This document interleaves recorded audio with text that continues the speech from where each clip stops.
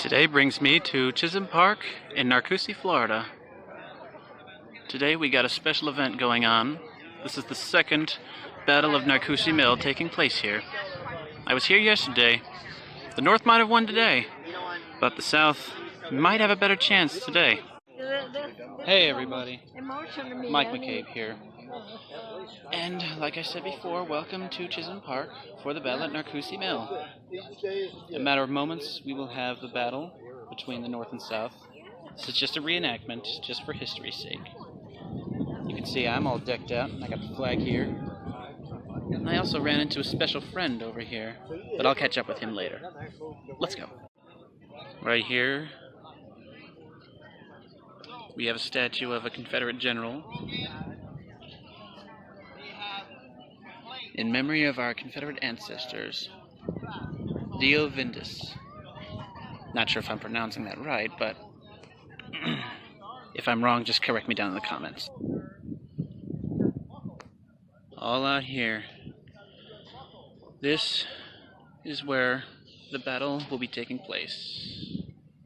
As you can see, they got a special battle flag over there, like they always do. They're getting set up over here. I'll catch up with you when it gets interesting. Over here, this is where they have the camp set up for both the Unions and the Confederates. Let's take a look. Though I think it's best for me if I stay out of the Union camp, because if I set foot in their territory with this flag, I'm gonna be shot. So, let's go see what the Confederates are up to. Getting a little thirsty, so I'm gonna get myself some sarsaparilla. Kill that dang gopher.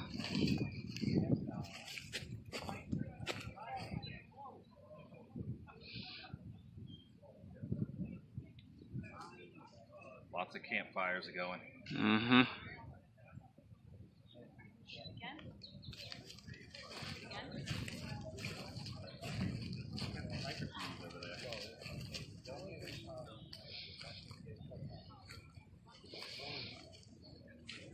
What time do you think? Start 12:30? 12:30 is when they're going to fire the cannons. 10 minutes, you gotta get over there. Yeah, we gotta go.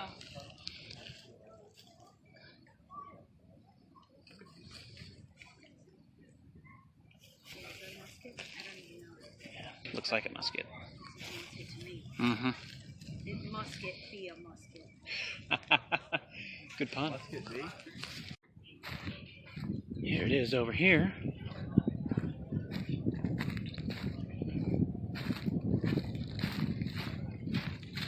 All set up. All getting prepared.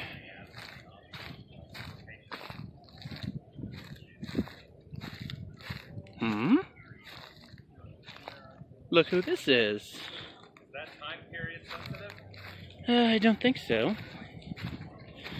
Say hello to AdamTheWoo here, fellas. Hello. It's always good to see you. Say hello to Jackie. Hi. Good to see you guys. Good to see you too. You guys having a good time? Such a good time. This is a great event. Yes. Love it. And this is my second time coming out here.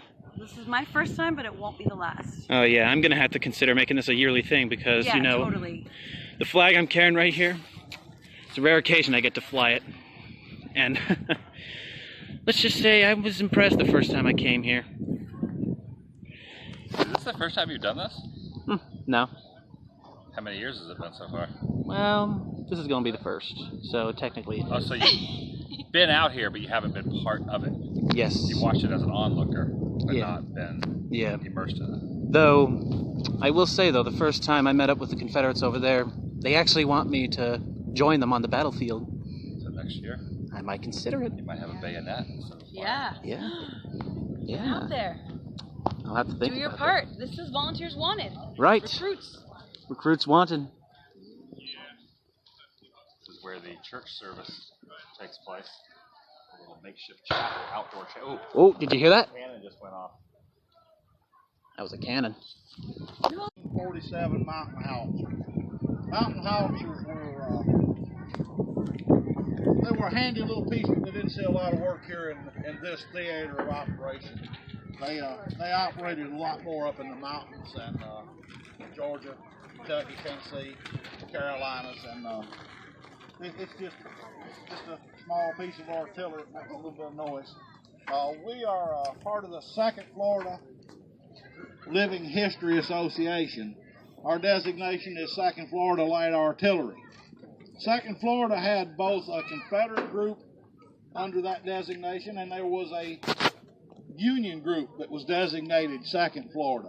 Neither one of them had an artillery group, but, well, these people got lucky they got us. So, anyways, what we're going to do is I'm going to just briefly tell you what each man is going to do, and then I'll give you a little bit of warning so you can cover your ears up if you want to when it goes off. It's kind of loud, and we'll get on with this. So you wouldn't have had just one cannon by itself for the most part. It would have been part of a battery, and if there was a howitzer in the battery, it would have been probably the bottom of the run. But we're going to go through the drill by the numbers more or less. You would have had a commanding officer. He might not have been on one piece. He would have been running back and forth. You would have had a gunner that was in charge of the gun. You'd have had 5 people working the piece. Obviously, we don't have that many people here. So the first thing we would have done would have been called the men to their post, and we would have said, "Cannoneers post." That means we're ready to go into battle. Now, the next command that I'm going to make is load. So what we're going to do is we're going to, I'll have to lay this mic down for a second, but we'll see if I can get the mic. When the gunner says load, the piece has to be serviced. So load. Now, all right, but hold up your component as you. So he's going, oh, no, I got another man here. So he's going to show you a tool, and I'll give you a quick explanation. This is a worm. Because this was a muzzle-loaded piece, there was no breech-loaded cannons at this time. You had to make sure that there was no debris up in the bore of the cannon, because black powder was in canvas bags or cotton bags. And then there was a sabot, a wooden sabot, and then the projectile attached to that. So you wanted to ensure that the piece was clear. So the first step in the process was to clear the gun.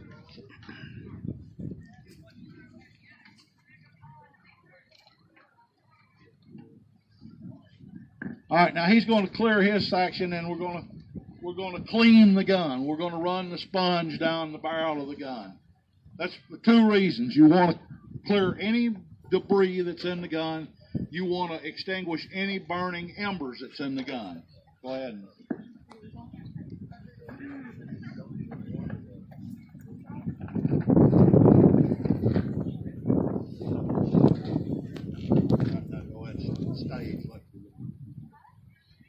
So once the gun is cleared, he's going to stand ready there to accept the charge. Well, the next command is going to be advance the round. So go ahead and advance the round, and you notice that this person is going to back up. He's going to keep his back to the enemy. Well, there's a reason for that. You don't want to be standing there with a half-a-pound bag of powder, white bag of cotton, showing to the enemy to get shot to blow up. So once he receives the round, which would have been a lot larger because we're just doing blanks, he's going to keep his back to the enemy, and he's going to carefully place the round in the breech, in the bore of the gun.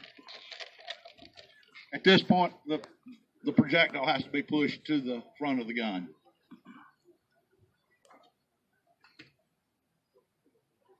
All right, so now we've got a round down the tube, and we're fixing to shoot it, but it's going to be a couple more seconds because still things got to be done. Somebody, hand me this right here usually gets a chuckle out of people, but this is the prick. This is what you have to use to pierce the bag of powder.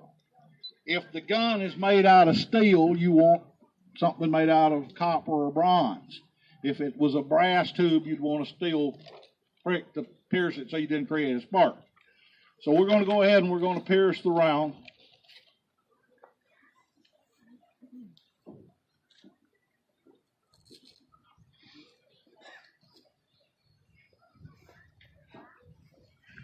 So now we got to make the gun go off. Well, there was a whole bunch of different ways that happened over the years. Some of you probably been to St. Augustine and seen them touch off rounds with burning stick, and you could stick a wick in there and light it. But technology had got pretty good, and they'd come up with these. They were called friction primers. Fairly reliable, quick ignition source. So this was the common ignition source for artillery in its day. So we're going to go ahead and we're going to place that in the flash hole of the gun. And just a side note, it's 1700 degrees when that goes off. At 1700 degrees.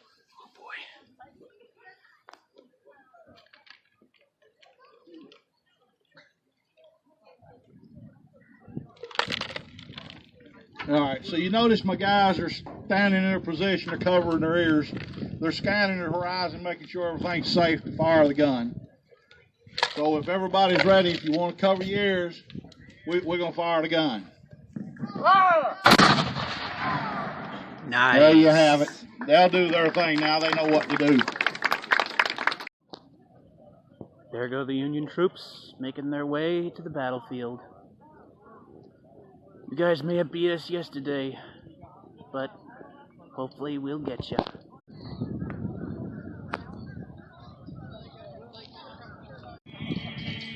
Here comes the fellow Confederates.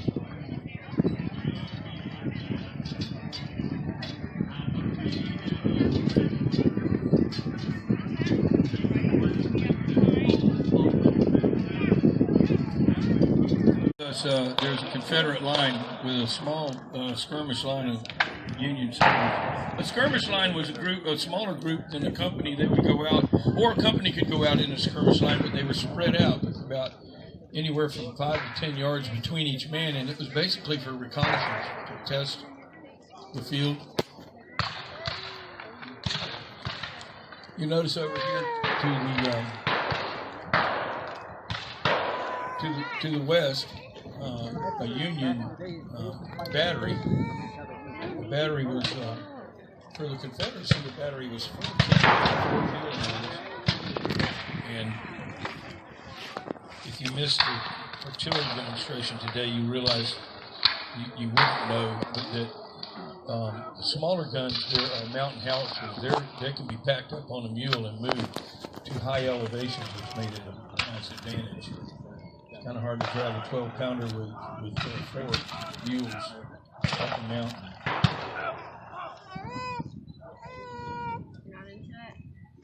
There is some action going on to the southeast in the woods.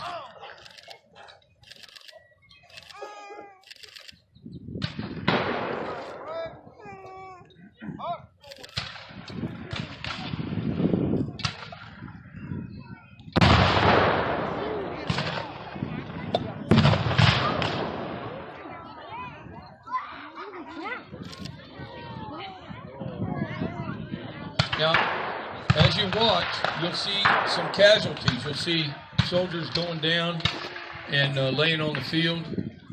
And during the American Civil War, the war between the states, when casualties went on the field, unless they could be helped up and off the field as the troops advanced or retreated, they were left there.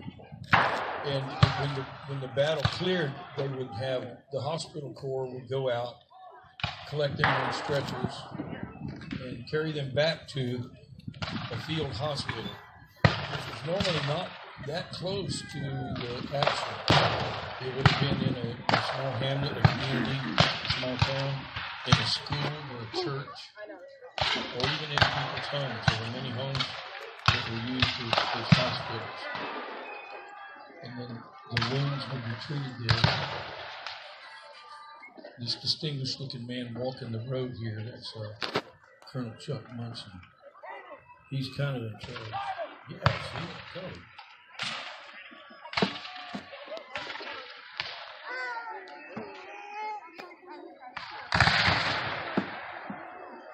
He's a hands-on commander.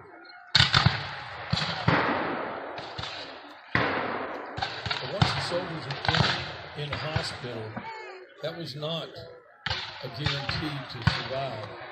because many of the casualties and deaths, many of the deaths during the war between the states was caused from infection. I'm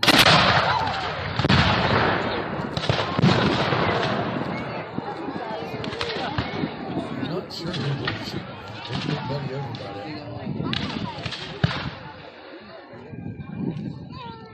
Federal pushing a federal lines. Thank you.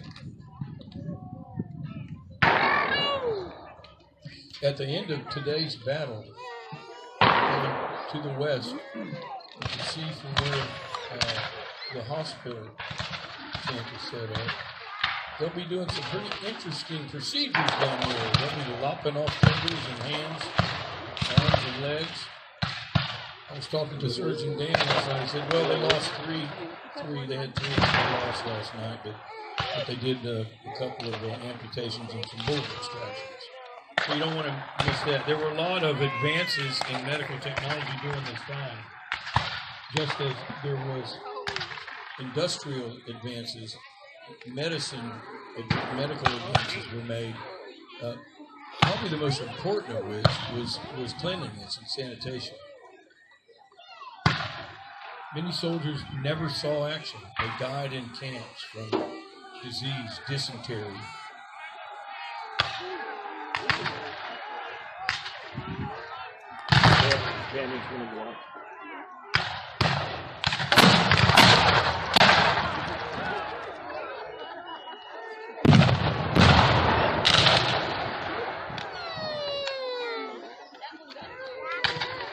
Just ignore the crying babies.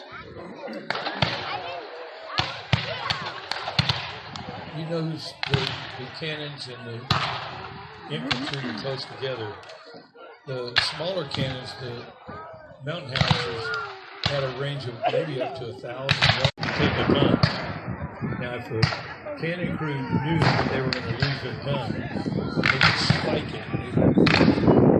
They bust it up. So they usually destroyed the vent and the breach so that it couldn't be fired again.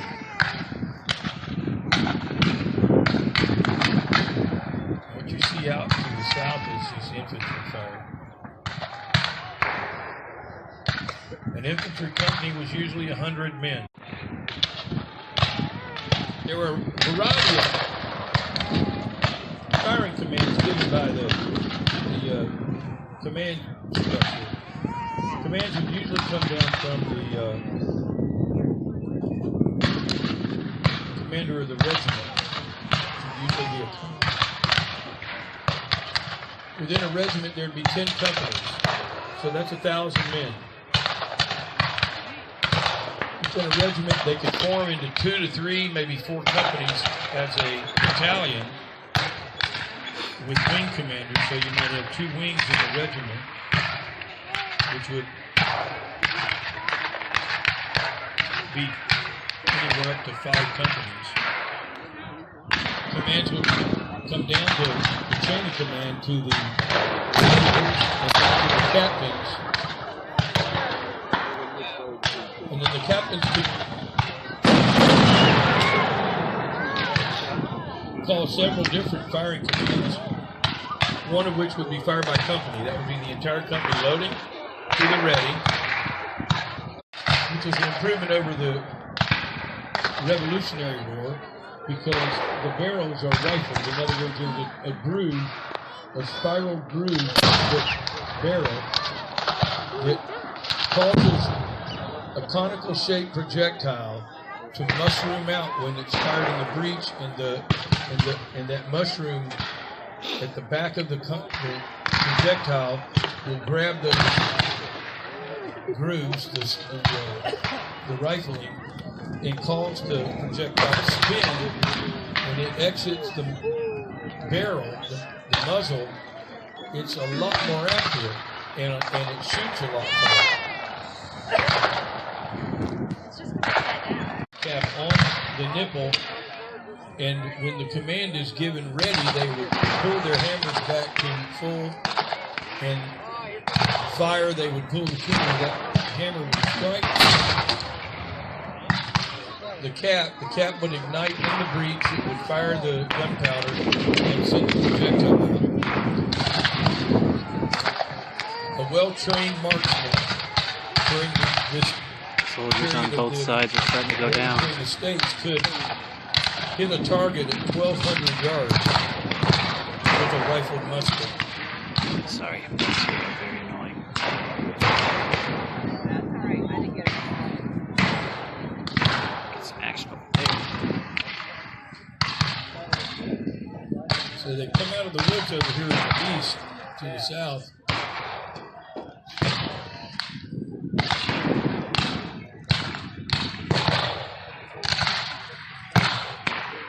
The horses you'll see today, there's one cavalry, Confederate cavalry group.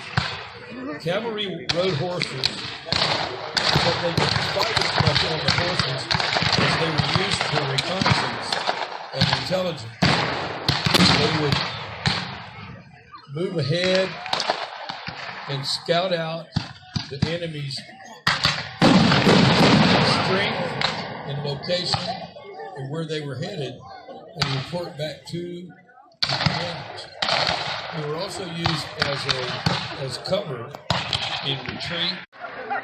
There goes the gas can. Sorry, I didn't get the explosion. I know. The other one's a big mushroom. That was towards the end, though, wasn't it?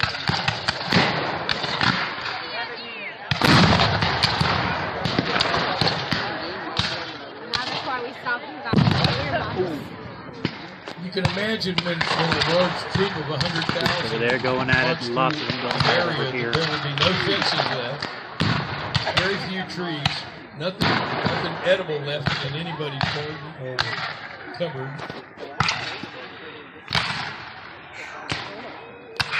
Supplying an army like that required a massive amount of effort. Wagon trains. Oh, there goes one. 50 and 60 wagons long. When we talked earlier in the program about rations, Oh! Down you go. Tried to fall back, but boom. Got shot. when you think about a cavalry regiment, how did they feed 100 horses? Couldn't go to the feed for 5 bales of hay. The Confederates are moving in.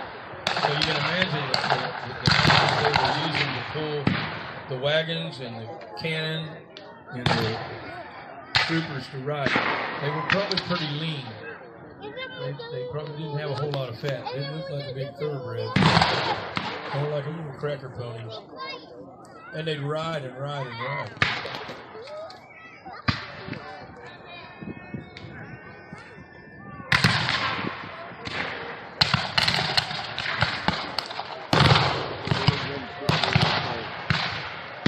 One part of the war that a lot of people have not studied in history that's been written about the most.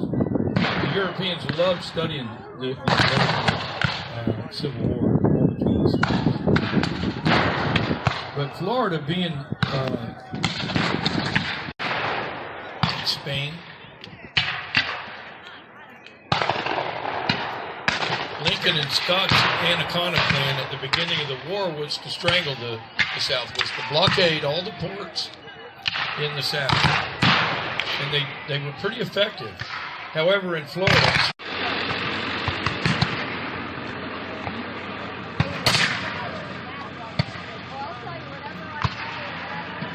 They're falling back. Oh, he's hurt.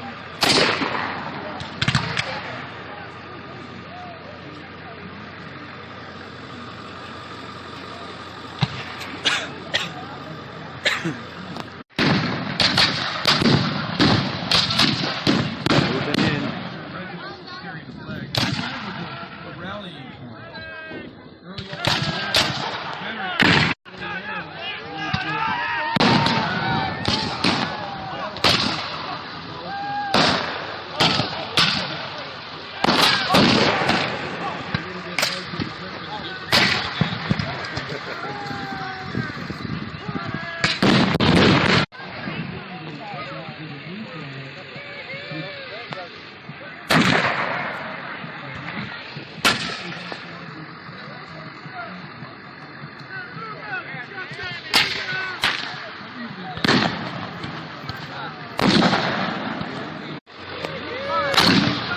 fired.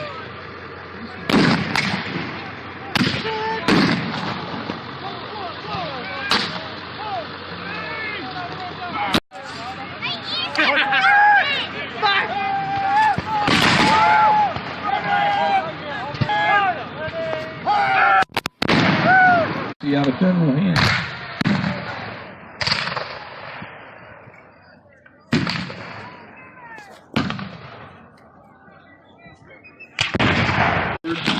Which is backing up.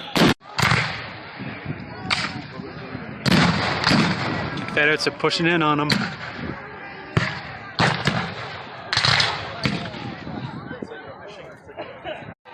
Yeah! Raise the rebel yell! Which is really not a rebel. These are Confederates. Correction. He suffered a terrible fate, hasn't he? Oh! Yeah! Move in, boys! Move in! This is definitely looking like the South winning this one.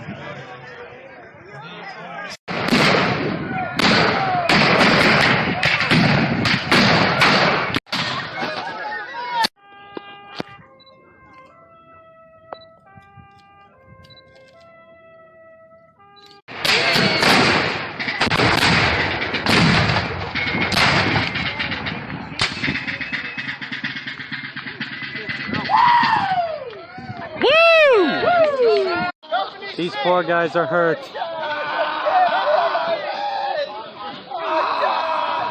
Oh man.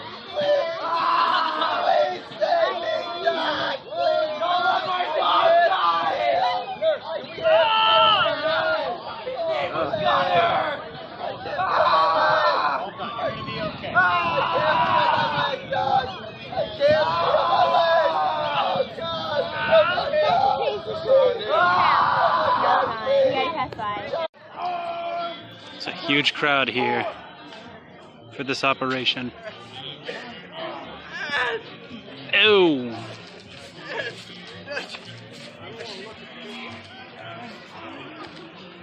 Okay, I'm going to need the sutures. We'll tie off this artery to stop the bleeding. Oh. He's hurt. Someone's a little late. Oh! Oh dear. Oh man, he's hurt. Careful with that weapon. It could be hot. Please. Be careful. You heard the man. Okay, let's place that back over there, nurse. Thank you. Nurse, I'll need your hand to remove this limb.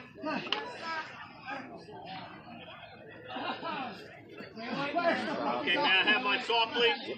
Oh, they're cutting off his leg. Cutting off his leg. Gotta hear the bones cutting! Oh, thank you. Thanks for circles. Oh.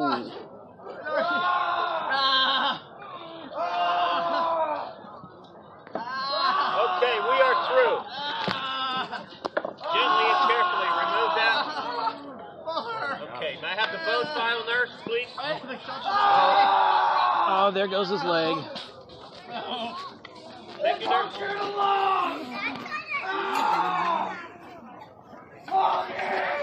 Help me!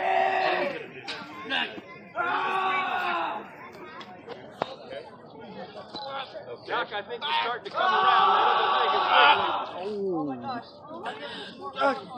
Oh dear. Oh. Starting to move. These guys went through a lot on the battlefield. Don't worry, they're gonna be okay. Adam has been given the opportunity to fire off one of these cannons. Can you believe this? Jackie's here filming for him.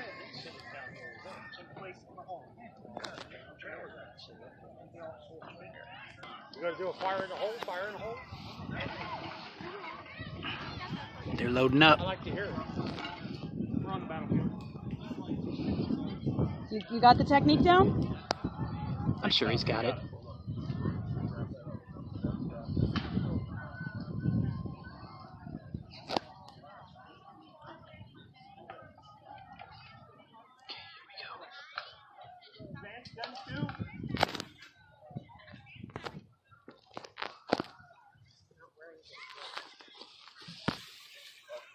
1, 2, make ready.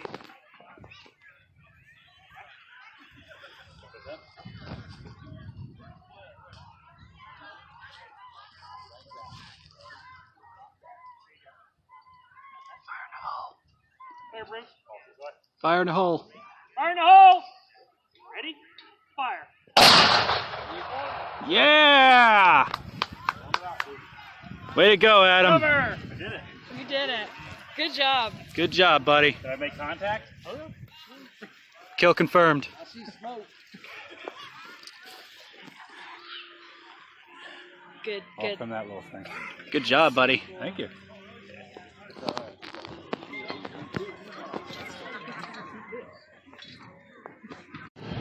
Well, guys, that's gonna do it.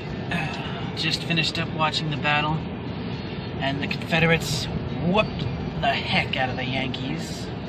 And don't worry, those guys you saw being worked on by the medics, they're gonna be fine. So, major shout out to AdamTheWoo and Jackie from Super Enthused, and big thank you for allowing me to hang with you guys. It's great to see you. And before I go, a little bit of sarsaparilla to the victory of the Confederates. Cheers to the CSA. Alright, I'm out.